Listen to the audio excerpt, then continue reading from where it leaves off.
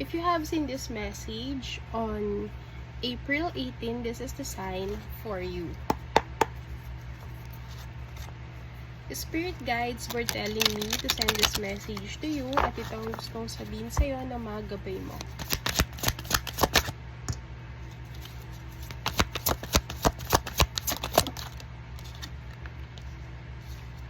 So, ito yung positive sign na yung taong nasa isip mo ngayon ay iniisip ka din at gusto niya mag-offer sa'yo ng love, kaya lang parang merong hadlang which is yung distance. And as far as I see here, yung person mo ay naghihintay siya ng tamang pagkakataon kung kailan ka niya pwedeng approach, kailan ka niya pwedeng kausapin. But very positive yung indication or yung sign na gusto niya talagang bumalik sa'yo or gusto niya talagang makausap ka.